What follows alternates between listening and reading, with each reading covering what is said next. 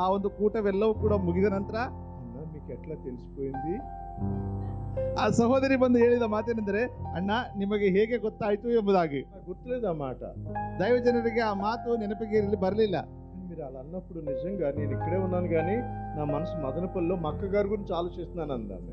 ಆಗ ಆ ಸಹೋದರ ಹೇಳಿದ ಮಾತೇನೆಂದರೆ, ನಾನು ಇಲ್ಲಿಯೇ ಕುಳಿತುಕೊಂಡಿದ್ದೆ, ಆದರೆ ಮದನಪಲ್ಲಿಯಲ್ಲಿರ್ತಕ್ಕಂಥ ನನ್ನ ಅಕ್ಕನ ಬಗ್ಗೆ ನಾನು ಆಲೋಚನೆಯನ್ನು ಮಾಡ್ತಾ ಇದ್ದೆ ಎಂಬುದಾಗಿ. ఈ ఉదయకాల సమయంలో కూడా మనలో చాలా మంది అలా జరుగుతుంటది. ఇప్పుడే కాదు, ప్రతిసారి అలా జరుగుతూ ఉంటుంది. ಈ ಮುಂಜಾನೆ ಕಾಲ ಸಮಯದಲ್ಲಿ ನಮಗೂ ಕೂಡ ನಮ್ಮ ಮನಸ್ಸಿನಲ್ಲಿ ಕೂಡ ಆ ರೀತಿಯಾದಂತಹ ಆಲೋಚನೆಗಳು ಬಹಳಷ್ಟಾಗಿ ನಡೀತಾ ಇರ್ತವೆ. మనుషులుగా ఇక్కడ ఉంటాం కానీ మన మనసు ఎక్కడికో వెళ్ళిపోతూ ఉంటుంది. ನಾವು ಮನುಷ್ಯರಾಗಿ ನಾವಿಲ್ಲೇ ಇರ್ತೇವೆ, ಆದರೆ ನಮ್ಮ ಮನಸ್ಸು ಎಲ್ಲೆಲ್ಲೋ ಹೋಗ್ತಾ ಇರ್ತದೆ. మన మనసు పక్కోళ్ళు కూడా తెలియదు.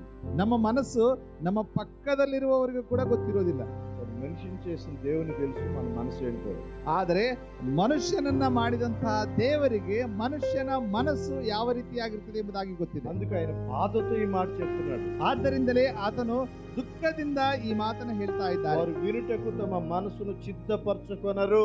ಅವರು ಕೇಳಲಿಕ್ಕೆ, ಉಪದೇಶವನ್ನು ಕೇಳಲಿಕ್ಕೆ ಅವರು ತಮ್ಮ ಮನಸ್ಸನ್ನ ಸಿದ್ಧ ಮಾಡಿಕೊಳ್ಳುವುದಿಲ್ಲ. మీరు దేవుని మాట వింటానికి మనసు సిద్ధపరచుకుంటే, మీ మనసు నిండా దేవుని మాట శక్తి ఉంటే, మీ జీవితాలు అద్భుతమైన కార్యాలు చూడగలరు.